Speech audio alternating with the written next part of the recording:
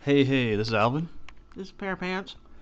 This is the show where we talk about Mayoiga 5 and 6, the anime that I am not watching, 'cause I got shit to do. I went over the shows that we're covering, and I'm involved in 8 shows, and that's like my limit. So, thankfully, Parapants is watching it, and I looked over my shoulder a couple times, and I saw some weird fucking shit that makes me kind of regret dropping it, but I just don't have time. So why don't you tell us about Mayoiga episode 5 and 6? Well, I just have to say, Alvin, you should regret dropping it because it is getting really mindfucky.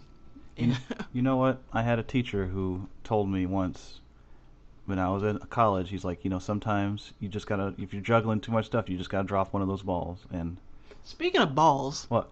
there's a monster in episode 6 that I confused for a testicle monster, but now it now I know what it is. But I swear to God, I looked at that thing and thought, is is is that somebody's balls? I think that sounds good. I can't wait to hear about it. But I think you're jumping ahead. Why don't you? I know. I just Wait, had to. hold on. When we last left off, Mayoiga 4. From what I remember, people had split up because that's the stupid shit that happens in these Yes, cartoons. yes. And somebody saw a monster, and they would do this thing where like two people would go off, and then one person would come back, and someone would be like, "Where's the other person?" And that would be like, "Oh, I lost them." But go ahead. So what happens now? Okay. Well, we did I can't remember the Cabaneri Iron Fortress show. Yeah. Not too long ago, and Alvin made a point where whoever takes over leadership does like the stupidest thing imaginable that gets everybody in danger. Well, this is kind of what happens in here. The glasses guy, I can't remember his name, but he's this angry dude with glasses. Wait, is this the one with the shit under his eyes? And he doesn't have glasses. Shit under There's his a eyes. guy with the things under his eyes. He's always yelling at people. Oh no, that's the angry dude. I can't remember. This is his another name. angry dude. Okay, there's two angry dudes. There's an older angry dude, and there's an angrier dude with glasses. Whoa! You're telling me that dude with glasses is angrier? Even angrier, Because the first 3 episodes, that first dude was yelling at everybody. he was, but then you kind of get some.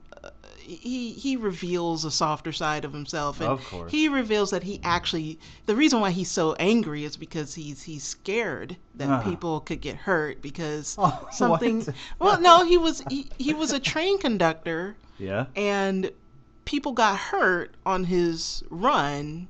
Something happened. It was some accident, and he blames himself for it. So now he takes responsibility for everybody's safety. And what's more is that blonde chick, of the two researchers, the blonde chick is named Koharun, I think. Aren't there are 30 characters, right? Yeah. Okay, go ahead. Yeah. Not including the bus driver. I guess. Maybe I don't know. Yeah, I bailed. I don't know. There are two researchers on exploration to this legendary village, Nanaki village, and one of them is Kaharun, and her partner. I'm getting the impression that her partner kind of has a crush on her, but she's becoming ever more chummy with the angry dude. So Which angry dude? With the glasses? no, look, if it's the angry dude with glasses, I'm gonna say glasses. Okay, angry okay. at glasses, dude. All right. But damn, I know this sucks. I swear to God, I'm gonna remember these people's names No, next time I do this. All right, this guy is angry train dude. There's angry train Whoa, dude, whoa. and there's angry glasses dude. All right, but I don't want to jump too far ahead, but the glasses dude, from what I glanced over, he also has something to do with trains, so that could get confusing. Don't worry about it. Okay, so episode 5. God damn. Episode 5. I really liked episode 5 because in episode 4 people split up. They split up into two groups. Most of the people want to leave the village because they're freaked out over these strange noises that they keep hearing, and they can't find what's causing it. A couple of people go missing, or one person goes missing and is presumed dead. They don't know.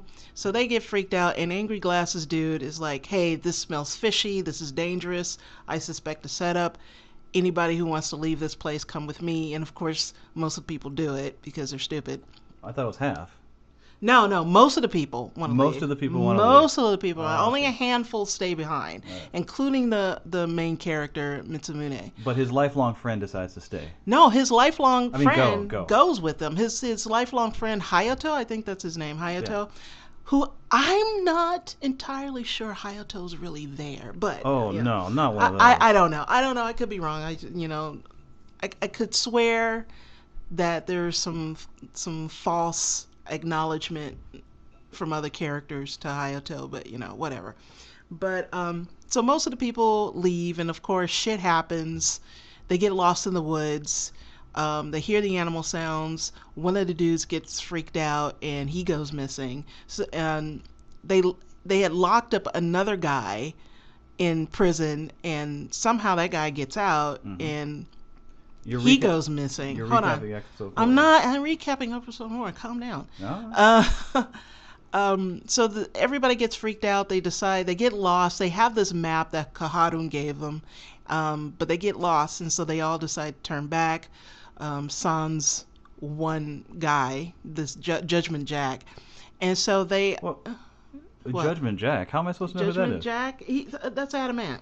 Okay, there you go. Yeah. You don't care. Why am I explaining this to you? Because when you say their names, you say, all right, here's how I know main character, the chick the main character likes, Adam Ant, Machete MGTOW, angry guy, angry guy with glasses,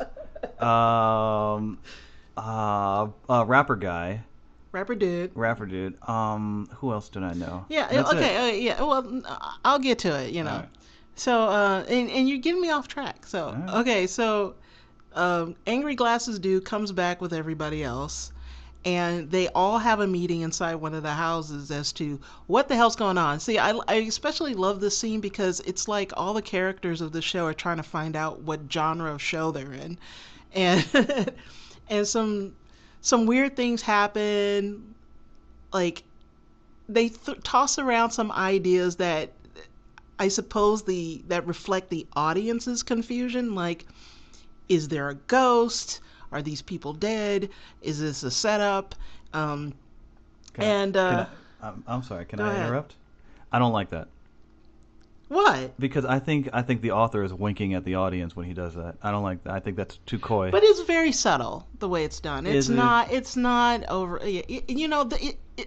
These people are just trying to understand what's going on because they're hearing different stuff, and they notice that that's a weird thing. Why are we all hearing different things? It's just, to me, it seems like the characters are acknowledging that they're in an anime, and it's like, It's not that obvious. There really are. I mean, to me, it's just to me, it seemed like, like the writers know that, like the audience doesn't know what the hell's going on. It's a big mystery, which is the point. But Glasses Dude is convinced that they're all being set up, and he's freaked out, and he's angry, and he's just full of anxiety, and he decides, fuck this, I'm not staying in this town with any of you people because I can't trust you, I'm out. Which is the smart thing to do. People go missing, so I'm just going to just leave everybody. And so he leaves, and apparently a few people join up with him. All right, I know you're gonna get mad at me. But I gotta take it. Episode 4, most of people leave. Yeah. Some people stay. Yes. So what you're talking about now, is that after everybody comes back? Everybody comes back. Oh, so most, all right. Everybody comes back, and then Angry Glasses guy is like, "Fuck this, I'm leaving." Was he part of the group that stayed or left? I told you, Angry Glasses guy is the one who led the party that left. But he came back because he was freaked out. No, he came back because they were lost. Oh. They went by a map. Were you not listening? I was listening. Go ahead. Don't ask me any more I'm questions. going to keep asking. See, if you want to know, no, I don't want to watch the show. Listen to the podcast. Oh, I definitely don't want to do that. All right, so he's like, all right, fuck it, I'm leaving again by myself. Yeah. Well, hold on. Let me stop this. You have to understand that it's okay for me to ask these questions. I've given you an opportunity to. If I ask these questions, maybe I want the audience to know. Because maybe the listener is confused as to, wait, who's leaving again? Probably not, because they probably watched the show. All right, so Angry Glasses guy leaves by himself because he's like, fuck everyone. Yeah, but and I gotta say that this is the best name that Alvin gave this dude because I can't remember this dude. He's the ranger kid with the guns. Uh, Alvin calls him Machete McTow. Yeah, well, because the first time I really saw him, he's got his machete out and he's like, women are only good for breeding and something something. I'm like, all right, dude. He's got his machete and he's got the right attitude.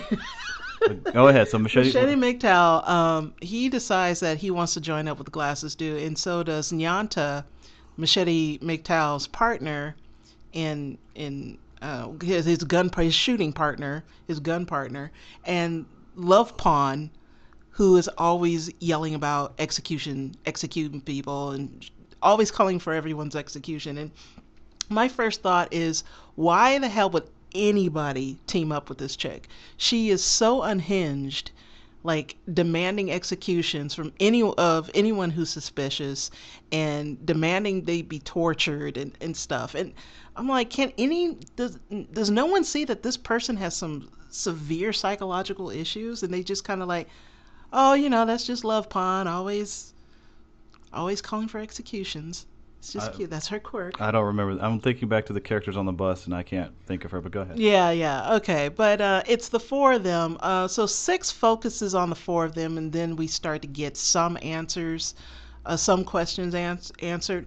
But at the end of 5, and they do the most wankery bullshit that just pisses me off. At the end of episode 5, Mitsumune and Misaki, that's the girl. Misaki, she's the girl that went off with rapper dude. Oh, and so the girl the main character likes. Yeah. She, they run off after Mitsumune gets kidnapped by the four, the four, what's the word? People who the ones who left? Yeah. Angry Glasses guy and his crew? Yeah, Angry Glasses guy and his mob kidnap him, I guess, because they're suspicious of him, and they hold him in the cell. Misaki busts him out, and the two of them, Misaki and Mitsumune, run off. And at the end of episode 5, Misaki sees a giant bird face creature shit, and it's really weird looking, and you can't really make out what it is. He says somebody's name. I don't know whose name it is. Or he says something, and they end it, right? So big question right there. What the fuck did he just see? So, of course, at the beginning of episode 6, they don't address that at all. Wait, so they go to that character, and he's just like sipping on some drink. They don't even go to him. Oh, they go to a different plot line. They focus on Angry Glasses dude and his three cronies and their trauma. So, like, episode 6 is finally where you get some answers. Like, these people are hallucinating, they're seeing shit. Love Pawn was, and there's some flashbacks with the four of these characters. Love Pawn was abused by some priest who was using her mom for sex. Noise. No, that's not nice. It's so gross. Wait, did I say that? Yeah. And oh yeah, you gotta see this priest. This priest is so gross. Right up Alvin's alley. And Nice. And so that's where she gets her whole execution thing from, because she wants to kill the dude for abusing her mom. Did this priest end up dying somehow in her flashback? No, she wants to kill him, but he doesn't die. He just, okay. she pulls some shit on him, and he just beats the crap out of her. Yeah. So she's got that going on. She's got her abuse thing. Nyanta, the little ranger girl, she was bullied in high school, and the bullies, she exacted her revenge on her bullies by getting some toy, like a pellet gun, and shooting these pellets at her buddies from at a distance. At her buddies? At her bullies. I'm sorry, okay. Not her buddies. At her bullies. I don't think she had any buddies. So she got a little thrill off of that, and you see her like really getting into guns, and like. See, that's nice and simple. Fucking some people are pissing me off. You just get a BB gun and shoot them. You just shoot them in the I can appreciate that. Yeah, she seemed to be having a good time, but the bullies find her. They find out that she's the one doing it, and they traumatize her with a hornet's nest. What? Yeah. How do you? What? All right, go ahead. They traumatize her with a hornet's nest. So she's got some hornets trauma, and she hears hornets, and it freaks her out. And she starts screaming through the woods, and giant hornets are after her. And Love Pond, Oni man. I am convinced that this motherfucker watched Lost, because there is a literal smoke monster in this episode. And a Love Pond's hallucination, like some Oni mask, like pursues her throughout through the forest, and like this enveloped in black smoke, and she gets freaked out over that. And I think, but to me, one of the saddest ones was Machete McTow. Machete McTow wanted so badly to be a ranger, but he was too short, so he got a silicone implant in his head to give him some height. But he failed his physical anyway to join, I don't know, Japanese Defense Force or whatever. Japanese Self-Defense Force. I turned around and I saw that part. It was weird, like he... Is that really what that stands for, Japanese Self-Defense Force? No, I just guessed. Yeah. It's weird that he was able to keep his hair intact. Yeah, how the hell did they do it? Unless, you know what, they probably shaved his head, put in the implant, and he just grew his hair black. I don't know. Or go ahead. Yeah. Apparently, but he didn't pass, and now, you know, he failed. And he's got a titty head now. He's got a boob head. And he gets pursued through the forest by what I thought was a testicle monster, but apparently it's a silicone implant on legs. Oh yeah, I saw the little legs, and I saw the goo, but I couldn't. All right. And the saddest of the four, of course, is with Angry Glasses. He's got this thing about people laughing at him, and it turns out that he fucked up big time at his job and was humiliated in front of all his peers at his job and stuff, and it pretty much ruined him. And yeah, and it just made me feel really bad for the dude, because like when you like in the flashback, you can see it coming, because the guy was so cocksure that he can do this project, and he made so many promises, and he was being an arrogant, flashy asshole, and it just caught up to him. And you know, I think, you know, so many of us have been in that position, like, God damn it, dude. It's just so rough. But Japan, man, it's hard to bounce back from that shit. Yeah. Like over here, you know, I fuck up and say, well, fuck you guys. I'll just quit and go somewhere else. I've started over many times after talking a lot of shit. Oh yeah, I've talked so many shit, so much shit at so many jobs. Yeah, like, we don't need to go into bitch. We don't need to go into that, but yeah. Drop the mic. Well, good thing you're not Japanese, otherwise you'd be in a forest hallucinating from a gas leak or something. Yeah, so at the end of episode 6, they find 3 of the 4 of the Glasses crew. Angry Glasses is still out. We don't know what happened to him. I presume that he's missing, you know, like everybody else. And then Koharun, the leader of the group, the chick, she looks through some articles and finds out that Misaki, the girl that's with them, actually disappeared from a neighboring village and was never heard from again. Wait, a village neighboring this Nanaki village, yeah. There's a neighboring village? There's some other village near Nanaki village, and this girl, Misaki, disappeared. You know, she was never found. So, and you know, and who knows? This could be another red herring. See, that shit makes me not want to watch it. And well, no, I gotta say that I think they're good with pacing. You gotta be patient with it. You really do. I mean, I think they're good with the pacing the mysteries, and they're not dragging it out too much. But like I said, I'm pretty patient with these things, and I do like the characters and stuff. And I gotta say, like, the sounds and the visuals of these hallucinations that these characters experience are really creepy, really well done. The sounds are, the sounds just kind of get under your skin, and like the visuals of their their hallucinations are just very unsettling. Yeah, because this 8 show thing is killing me. Like if I was doing maybe 3 or 4 shows, then I'd definitely give this a shot. But I just can't even. I mean, maybe this is. God, nobody cares about your. No, I'm just saying. No, because I keep shitting on it, and I'm like, oh, I'm not watching it. But I'm trying to acknowledge that it does sound like a good show. But when you're pressed for time, you can't really kick back and appreciate a show like that. I've been reading here and there that a lot of people are getting kind of. Here and there, some people are just kind of like put out with it. They're getting kind of tired of it. It's only been 6 episodes. How can you get tired? Well, because I think to a lot of people, it's just dragging it out, and they're not really answering as many questions as they're putting forth.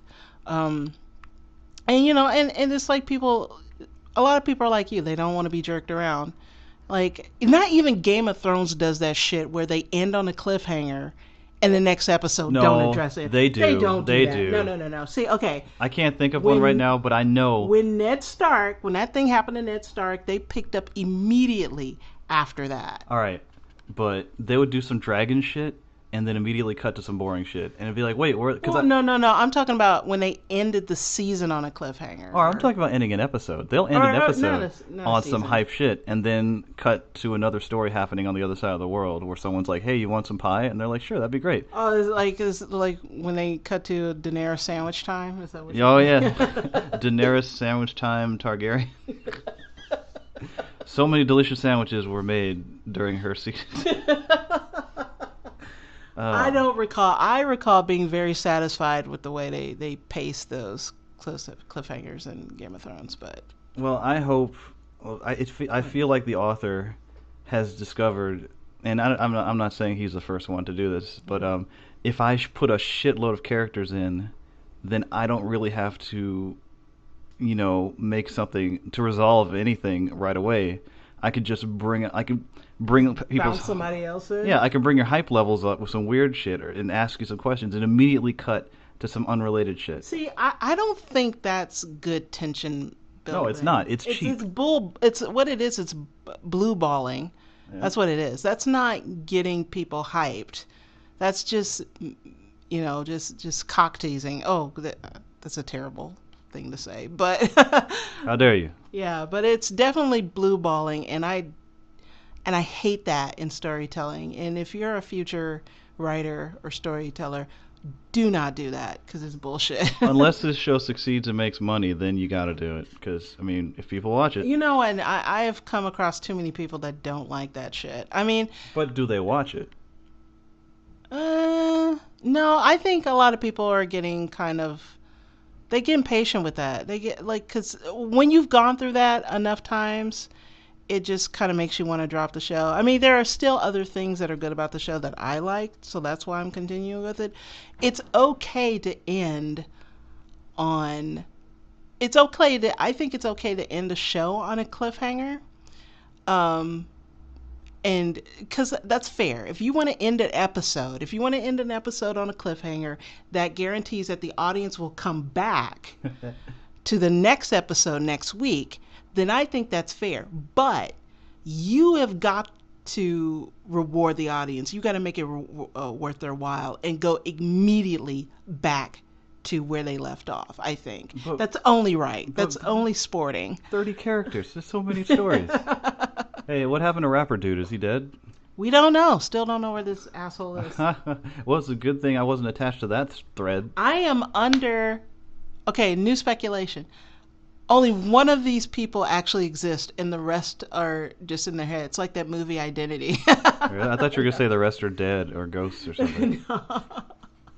No one else exists except for one person. I don't know. I don't think that's it. So you're gonna keep watching? Well, right now the speculation among the group is that Misaki is a ghost, which amongst the characters. That she's a ghost. Yeah. Wait. They just got together and decided that one of them was a ghost. Because. That's not something people really do. Nobody. It's like you get together with your coworkers and you're like, okay, I think Bob is a ghost. That's as if one of your coworkers, like Bob, just doesn't show up. He calls in sick. He doesn't show up one day, and everybody who shows up to work is convinced he's a ghost. That's the only logical conclusion. I mean, he's not here. He does some ghosty ass shit sometimes. We've all seen him, and yet he's not here.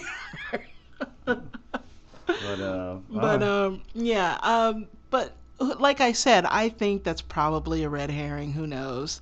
Nothing has been confirmed yet that there's anything really supernatural going on. There are hallucinations, sure. Wait. How do they acknowledge, like, oh, I was hallucinating? Like, do the things that they see fade away in front of their eyes? Or do they just cut to another scene where they're not looking at them anymore? They cut to another scene, and then when somebody asks them, what the fuck happened? And they're like, it was just there. Well, where did it go? Did they ever ask where it went? Well, only one girl, May. Oh, I'm sorry, I can't. What is she look? Is she the girl that was kicking the seat? No, she was the girl that saw the giant. Who says she saw the giant Mitsumune in the tunnel? Yeah. And who probably likes him, but she is the only one who admits that, hey, look, this could have been my imagination. I could have been seeing things. Who knows? Everybody else is just too freaked out to come to any sort of rational conclusion about the things they've seen. Right. And Lion, okay, what? Lion is the girl that kicked the seat. Oh, fuck her. Okay, she's got some weird thing going on. I don't know. I don't know what her deal is, but she first claims to see dead people. Sure. And then she tells Mitsumune that was a lie. Right, sure.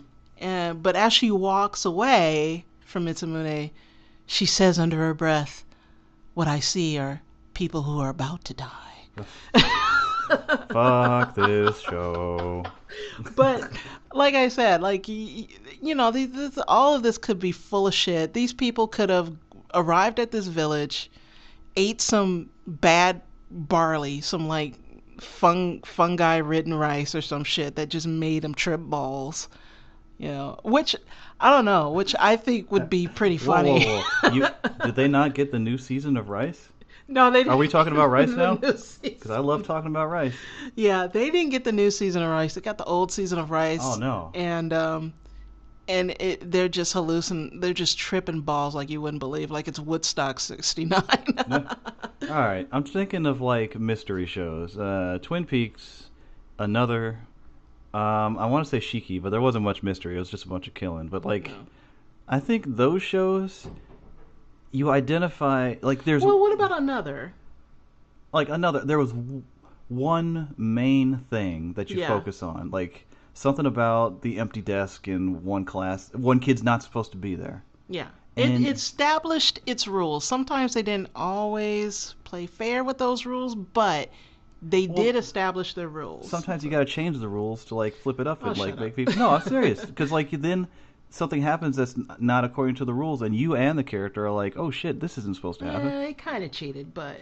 Yeah, well, what I'm saying is like I don't like when the shows get too rulesy, when they become like death games where it's like, if you answer your phone and it's coming from a number starting with 3, then this isn't exactly like a rules written show. No, there are no fucking rules. Yeah, it's just shit happening, and it's a shit happening show. By now, they should have established something that could ground the viewer, I think. Yeah, you know what? That's the problem, is that the viewer doesn't really feel grounded in what they're dealing with. Like, I don't know. It's just all mystery, which is, to me, Lost's biggest problem. Lost, the television show. That's what its biggest problem was. It didn't really ground the viewer into something substantial, so they knew like what they're on board with, who they were on board with, and what they wanted to happen with the characters. Lost made up for that by having sexy characters that, plebeian TV watchers tuned in to see, because they're like, oh, Sawyer's so hot, and that other guy's really hot, and that one chick is like really hot. But I don't know if you can do that in anime. Like, who's Kate gonna choose, Sawyer? Oh god. Oh, I'm getting flashbacks. Yeah. And to be fair, I don't think a lot of people were into it for the soap opera part of it. Well, all right. Yeah, go ahead. I think I think they were trying to like what Lost did is like it really dangled the carrot in front of you, like what the numbers meant, what was in the hatch, Well, and it was all compelling. Like the like the character interactions, the mysteries. I didn't really like those characters. Well, I They were gotta. so bland. I have to admit that I was compelled by them. I mean, yeah.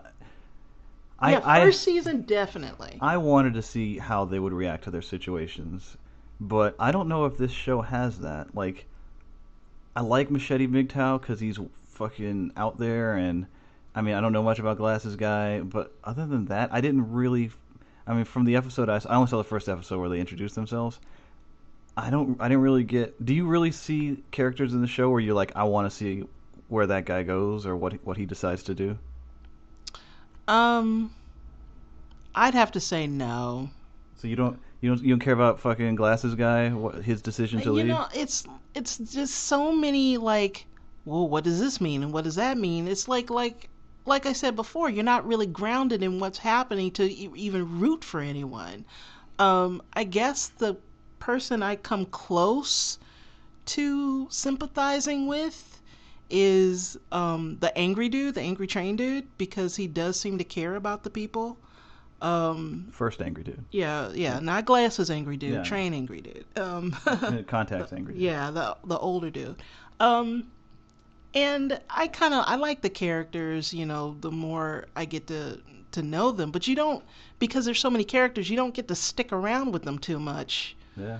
To really get close to them and see what they're capable of. I mean, you have Mitsumune, and that's another thing. Like, I want to like Mitsumune, I actually do like him, but every character is kind of telling me, you shouldn't trust this guy. There's something up with this guy. This guy is full of shit. Or Is that the main character? Yeah. Oh, okay.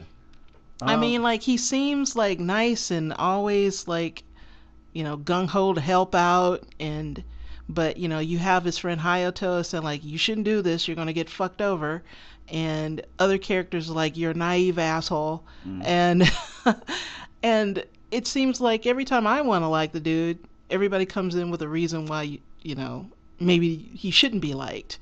What? You know, well, He's such a nice kid. he is a nice kid, but you know, the story is like, this kid is not what he appears, or I don't know, and I'm like, what is it? What's going on? Just tell me what the hell's going on. Wait, what happened to the middle-aged lady who's dying of an incurable disease? I was still dying of an incurable disease. She didn't. Oh, no grand decisions there. Okay.